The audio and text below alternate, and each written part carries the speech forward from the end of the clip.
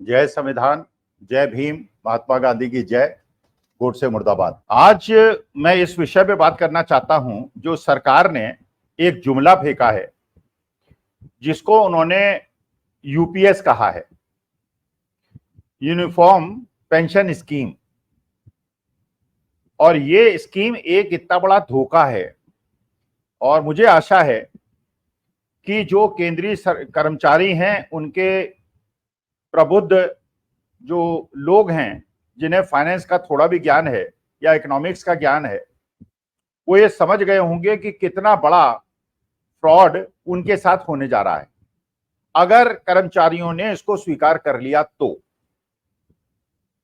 आपको पता है कि पहले ओल्ड पेंशन स्कीम थी। जो पेंशन स्कीम थी उसका मतलब ये होता था कि अगर आप सरकार के लिए 20 साल से ज्यादा अपनी सेवा देते हैं तो सरकार ये मानती है कि जब आप बूढ़े हो जाते हैं, जब आप रिटायर हो जाते हैं, नौकरी से विमुक्त हो जाते हैं, तो आपको सरकार पेंशन दे।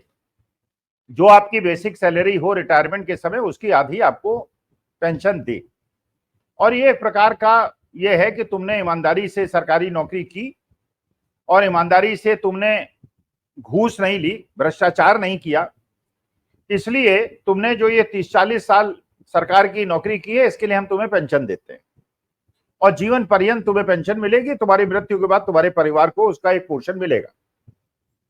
ये पेंशन का सिद्धांत था, ओल्ड पेंशन स्कीम का। अच्छा, लोग हमारे बुद्धिजीवी हैं, जो अर्थशास्त्री हैं, वो विदेश से तुलना करना शुरू कर देते हैं। जो विदेश की आप तुलना करते हैं, यूरोप की और अमेरिकन कंट्रीज की बात करते हैं, वहां कैपिटलिस्टिक इकोनॉमी है, वहां पॉपुलेशन कम है, तो वहां पे तो मार्केट फोर्सेस डिसाइड करती हैं, लेजिस्लेटिव इकोनॉमी होती है और पूंजीवाद वहां पे हावी है। भारत जैसे देश में जहां पे आदमी के पास जो सरकारी नौकरी में चला गया, दो विकल्प, या तो वो भ्रष्ट हो या भ्रष्ट ना हो।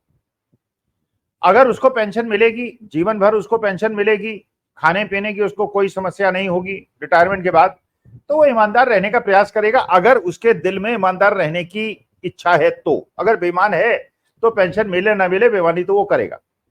लेकिन अगर आप उसको पेंशन नहीं देंगे, फिक्स्ड अमाउंट नहीं देंगे, तो वो बेईमानी करने के लिए प्रेरित होगा। तो एक प्रकार से ओल्ड पेंशन स्कीम एक प्रकार से लोगों को, ईमानदार लोगों को बेईमानी की तरफ ना बढ़ने के लिए एक प्रकार की प्रोत्साहन राशि भी थी और एक सोशल सिक्योरिटी भी थी। 2003 में अटल जी ने विदेशी बाजारों से प्रभावित होकर, अभिभूत होकर, उन्होंने न्यू पेंशन स्कीम लाए। उन्होंने कहा नहीं, सरकार के पास इतना धन नहीं है। फिर अपने वित्त सचिव से, आरबीआई गवर्नर से, दुनिया भर से कहलवा दिया कि सरकार की आर्थिक स्थिति बहुत ज्यादा खराब हो जाएगी अगर ओल्ड पेंशन स्कीम को लागू किया गया। और 40 साल लोग नौकरी करते हैं और 100 साल तक जिंदा रहते हैं, 40 साल तक वो पेंशन खाते हैं, और इस प्रकार से देश के एक्सचेकर पे बहुत ज्यादा बोझ बनता जा रहा है। ये जस्टिफिकेशन देते हुए कि देश दिवालिया हो जाएगा, उन्होंने एक न्यू पेंशन स्कीम ले आए। न्यू पेंशन स्कीम का मतलब यह था कि जो आप अंशदान देंगे और जो अंशदान सरकार देगी, इसको मार्केट के अंदर लगाया जाएगा, चाहे वो इक्विटी मार्केट में लगाया जाए, चाहे वो डेट मार्केट में लगाया जाए, या इक्विटी और डेट में मिला के लगाया जाए। अब मानी बात है कि अगर इतने लाखों कर्मचारियों का धनराशि को और सरकार के उसमें कंट्रीब्यूशन को इक्विटी मार्केट में लगाया जाएगा, तो इक्विटी मार्केट बढ़ेगा, शेयर मार्केट बढ़ेगा। और शेयर मार्केट बढ़ेगा तो, क्योंकि शेयर मार्केट का सिद्धांत है कि अगर मनी चेजेस दी स्टॉक्स, तो शेयर प्राइसेस बढ़ते हैं। अब वही हुआ, शेयर प्राइसेस बढ़े और ये लाखों करोड़ों रुपए का मसला था। ये लाखों करोड़ों रुपए जब पेंशन स्कीम्स का उसके अंदर गया, तो डेट मार्केट में भी पैसे की बहुत आयत हुई और इक्विटी मार्केट में आई, क्योंकि लोग एक रिटायरमेंट के बाद अपने लिए सहूलियत ढूंढ रहे थे। उन्होंने न्यू पेंशन स्कीम में इसको अडॉप्ट किया और मजबूरी थी, क्योंकि उसके अलावा कोई विकल्प नहीं था, पैसा लगाते कहां। इसके बाद जो कर्मचारी संगठन थे, जो केंद्रीय कर्मचारी संगठन थे, हर तरफ से यह आवाज उठने लगी कि साहब ये तो हमारे रिटायरमेंट के बाद हमने सब कुछ अपना मार्केट फोर्सेस पे छोड़ दिया है और ये मार्केट फोर्सेज में चलिए, आज तो मार्केट ऊपर है क्योंकि पेंशन स्कीम का बहुत सारा पैसा शेयर मार्केट में लगा हुआ है। किसी वजह से अगर मार्केट गिरा तो जो हमें एक रिटर्न मिलता था 8-9% का, वो घट के 3-4% ना हो जाए, नेगेटिव में ना चला जाए मार्केट। मान लीजिए आज 40% क्रैश कर जाए, मान लीजिए, भगवान न करे ऐसा हो, तो लोगों का तो नुकसान हो जाएगा, उनके तो सारे बुढ़ापे का सहारा छिन जाएगा। तो सारी एसोसिएशंस ने इसका विरोध करना शुरू कर दिया, ये ओल्ड पेंशन स्कीम की मांग करने लगे। कांग्रेस ने वादा किया कि हम ओल्ड पेंशन स्कीम देंगे, तो जहां जहां उनकी सरकार बनी, चाहे वो कर्नाटका में बनी, चाहे हिमाचल प्रदेश में बनी या राजस्थान में थी, ये उन्होंने वहां पे ओल्ड पेंशन स्कीम देने के लिए आदेश दे दिया। लेकिन केंद्र सरकार ने कहा कि हम इसमें आपका सहयोग नहीं करेंगे, और ये ऐसी चीज है जो कि स्टेट गवर्नमेंट इसको लागू नहीं कर सकती, और हम आपको इसके लिए जो आपने पैसा दे रखा है न्यू पेंशन स्कीम के अंतर्गत वो वापस नहीं करेंगे, आप जाने, आपका काम जाने, हम आपको सहयोग नहीं करेंगे। तो कैश स्टार्व्ड होने के बावजूद इन स्टेट गवर्नमेंट्स ने ओल्ड पेंशन स्कीम को लागू किया। अच्छा, अब जब ये सरकार पे बहुत ज्यादा भार पड़ा, जब बहुत ज्यादा दबाव बढ़ा, सरकारी संगठनों का भी बढ़ा और राजनीतिक दलों का भी बढ़ा कि ओल्ड पेंशन स्कीम को लागू कीजिए, और न्यू पेंशन स्कीम जो है वो तो एक प्रकार का जुआ है, शेयर मार्केट को बढ़ाया जा रहा है, और ये कहा जा रहा है कि शेयर मार्केट क्योंकि बढ़ रहा है इसलिए इकोनॉमी बहुत अच्छा काम कर रही है, जो सच्ची बात नहीं है, क्योंकि पैसा मार्केट के अंदर बहुत ज्यादा हो गया इसलिए शेयर मार्केट बढ़ रहा है। ओल्ड पेंशन स्कीम में जो सरकारी कर्मचारी अधिकारियों को पैसा मिला करता था, पेंशन मिली करती थी, उसमें कर्मचारियों का कोई कंट्रीब्यूशन नहीं होता था। सरकार पैसा देती थी, जो भी अपने स्रोत से देती थी, और वो पेंशन देती थी। अब ये न्यू पेंशन स्कीम ले आई गई, जो मैं जिसे कह रहा हूं सबसे बड़ा धोखा है कर्मचारियों के साथ, अधिकारियों के साथ। और उसमें यह कहा गया है कि आप हर महीने आपकी तनख्वाह से 10% पैसा डिडक्ट हो जाएगा, और वो आपकी पेंशन के लिए आपका कंट्रीब्यूशन माना जाएगा एम्प्लॉय का, और 18.5% जो है सरकार कंट्रीब्यूट करेगी, और उसके बाद जब आप रिटायर होंगे तो आपको पहले जैसे पेंशन मिलती थी, कुछ इंप्रूव्ड नियमों के तहत वो आपको पेंशन मिलेगी। अब ये ट्रैप है, बहुत बड़ा ट्रैप है, बहुत बड़ा फ्रॉड है, बहुत बड़ा जुमला है, क्योंकि फाइनेंस के अंदर एक कंसेप्ट होता है प्रेजेंट वैल्यू। क्योंकि आप जानते हैं कि आज जिस चीज 1 लाख की जो कीमत है आज की तारीख में, आज से 40 साल पहले इसकी कीमत बहुत ज्यादा थी। 1 लाख बिरले लोगों के पास होता था। तनख्वाहें 600-700 रुपए की होती। जब मैंने नौकरी अपनी शुरू की श्रीराम केमिकल इंडस्ट्री में, मेरी 750 रुपए का स्टाइपेंड था, 750 रुपए का महीने का, और उसी में 150 रुपए का मकान और बाकी मोटरसाइकिल वगैरह सब मेंटेन करता था, मजे से जीवन बीतता था। आज 750 में तो शायद कोई भी आदमी जो सबसे बिलो पॉवर्टी लाइन है उसकी भी 750 महीने से ज्यादा तनख्वाह है, लेकिन वो उस समय की वैल्यू के हिसाब से सही था। अच्छा, आज के तारीख में जो 750 रुपए की वैल्यू 50 साल पहले थी, आज उसकी वैल्यू आज 1 लाख रुपए है, 1.5 लाख रुपए है। तो अगर आप एम्प्लॉय से ये कहते हैं कि आपकी सैलरी का 10% हर महीने काट लिया जाएगा, और फाइनेंस के अंदर एक कंसेप्ट होता है पावर ऑफ कंपाउंडिंग।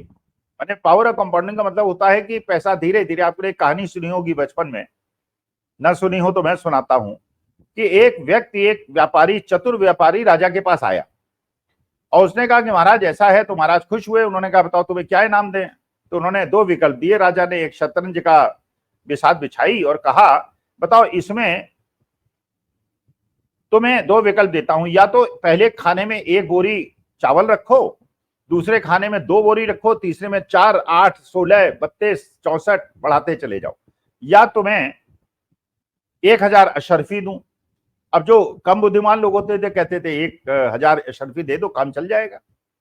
लेकिन वो बड़ा बुद्धिमान व्यापारी था, उसने कहा महाराज ऐसा कीजिए, अशर्फी नहीं चाहिए मुझे, आप 1 बोरी चावल से शुरू कीजिए और हर खाने के बाद इसको डबल करते जाइए। राजा ने कहा बड़ा मूर्ख है, इसे कुछ पता ही नहीं। अब जब उन्होंने बोरी रखना शुरू किया एक एक खाने में, तो उन्होंने देखा रे बाप, ये तो 20, 25, 40 खाने के बाद तो ऐसा हो गया है कि इतना तो अनाज पूरे देश के अंदर उपलब्ध नहीं है, मेरी सरकार बिक जाएगी, मैं तो सड़क पे आ जाऊंगा। उसने कहा महाराज माफ करो यार, तुम 1000 अशर्फी लो और मुझसे माफी लो और तुम जाओ यार, मैं इतना ये डबल करके नहीं दे पाऊं। ये है पावर। क्योंकि अगर आप 100 रुपए देते हैं आज, उस 100 रुपए में 8% का इंटरेस्ट होता, अगले साल वो 108 रुपए हो जाता है।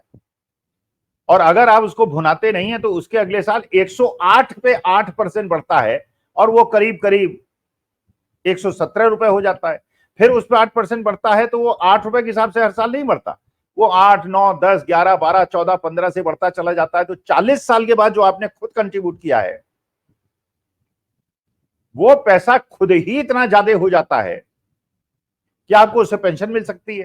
गवर्नमेंट के 18.5% के जुमले की कोई आवश्यकता नहीं है, ना सरकार को कोई कंट्रीब्यूट करना पड़ेगा, क्योंकि आप जो 10% हर महीने देते चले जा रहे हैं और अपनी प्रेजेंट एक्सपेंडिचर को कम कर रहे हैं।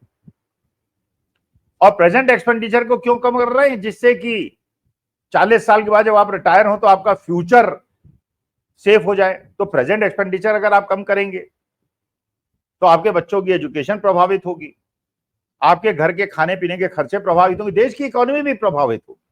क्योंकि अगर आपकी डिस्पोजेबल इनकम कम हो गई तो पैसा मार्केट में कम डालेंगे, और मार्केट में कम डालेंगे तो चीजें कम बिकेंगी, कम चीजें बिकेंगी तो इकोनॉमी स्लो डाउन हो जाएगी। लेकिन अब ये अर्थशास्त्रियों को कौन समझाए? तो ये जो आपको एक प्रकार का जुमला दिया गया है, जिसको अभी क्योंकि खड़गे साहब का स्टेटमेंट आया कि हमारे दबाव में सरकार ने ऐसा किया, लेकिन यूनियंस ने बात समझ ली, खड़गे साहब को हो सकता है सीधे सही एडवाइस न की गई हो, लेकिन धीरे धीरे जब उसकी विवेचना करेंगे तो पता चलेगा जो 10% कंट्रीब्यूशन है आपसे लिया जाएगा, वो एक प्रकार से आपको उस जाल में फंसाना है जिसमें कहा है कि साहब आपकी फ्यूचर हम सेव कर देंगे, उसको सिक्योर कर देंगे, लेकिन प्रेजेंट की कीमत पर। अच्छा, ये भी समझा जाता है जब दिमाग में आता है सरकारी कर्मचारी, तो ये लोग मान के चलते हैं कि साहब सरकारी कर्मचारी में 100 के 100 सरकारी कर्मचारी हैं जो घूस लेते हैं। अरे 100 में से 100 में तो घूस लेने की संभावना ही नहीं होती है। कई 80% लोग ऐसे हैं जो घूस लेने की स्थिति में नहीं है, उनको घूस देगा कौन? वो ऐसी पोस्ट पे बैठे हुए हैं, ऐसी जगह बैठे हैं, प्लानिंग डिपार्टमेंट में बैठे हुए हैं, स्टैटिस्टिक्स डिपार्टमेंट में बैठे हुए हैं, उन्हें घूस कौन जाके देगा? उनको सूचना ही दे दे तो बहुत बड़ी बात। तो एक तो सबको घूस नहीं मिलती तो उन्हें पेंशन की आवश्यकता है, जिन्हें घूस मिलती है हो सकता है अगर आप कैटेगराइज कर पाए कि किनको घूस लेते हैं और कौन घूस नहीं लेते हैं, और जिनको घूस मिलती है उनकी पेंशन बने, जिनको घूस नहीं मिलती है उनको पेंशन दे, तो बात अलग है, वो संभव नहीं है आपके लिए।